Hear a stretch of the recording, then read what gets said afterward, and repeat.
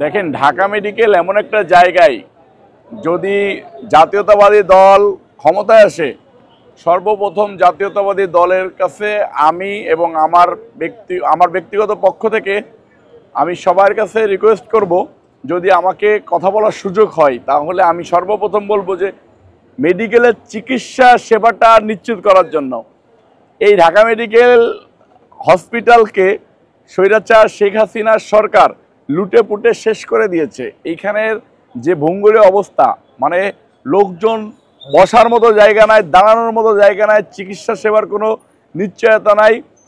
10 মাস পরে 5ই আগস্টের পরে এই যে জুলাই আগস্টের আন্দোলন, যে আন্দোলনটা হয়েছিল বাংলাদেশের চিকিৎসা সেবা নিশ্চিত করা, ভোটের অধিকার, দুর্নীতিমুক্ত বাংলাদেশ, সেটার ধারাবাহিকতা কোনো কিছুই পায় নাই। ঢাকা মেডিকেল যে দিকে ছিল সেই একইভাবে আছে, এটার কোনো পরিবর্তন হয়নি। এখানে আইসিইউ সিট বাড়ানো উচিত, এখানে নতুন বিল্ডিং করা উচিত, এখানে স্বাভাবিক সিট ব্যবস্থা বাড়ানো উচিত, এখানে পরিবেশ ফিরে আনা উচিত, এখানে খাবার দাবারের মান উন্নয়ন করা উচিত, এখানে এক্স রে বলেন, সিটি স্ক্যান বলেন, এমআরআই বলেন, আদার্সদের ট্রিটমেন্টের যে আপনার পরীক্ষা নিরীক্ষা সেইগুলোকে নিশ্চিত করা উচিত। এখানে কোনো কিছুই নাই।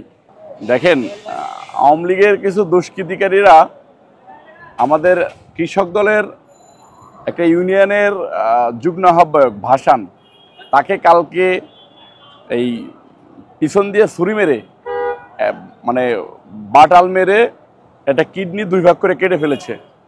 তাকে রাত্রে ঢাকা মেডিকেলে আনা হয়েছে, ভোরে তার 5টার দিকে অপারেশন হয়েছে। অপারেশন হওয়ার পরে তাকে আইসিইউতে দেওয়া হয়েছে।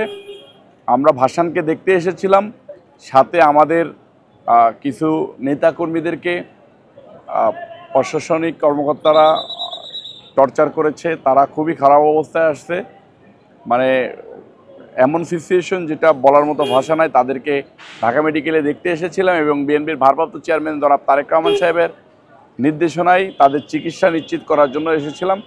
আমাদের কৃষক দল নেতা ভাসানের চিকিৎসার দায়িত্ব নিয়েছেন বিএনপির ভারপ্রাপ্ত চেয়ারম্যান জনাব তারেক রহমান সাহেব। সেটার ফলো আপের জন্য আমরা ঢাকা মেডিকেলে এসেছি এবং চিকিৎসার তদারকি করতেছি, চিকিৎসা হচ্ছে। ইনশাআল্লাহ আমাদের স্নেহের ছোট ভাই ভাসান ভালো হয়ে যাবে। দেশবাসীর কাছে ভাসানের জন্য দোয়া চাচ্ছি।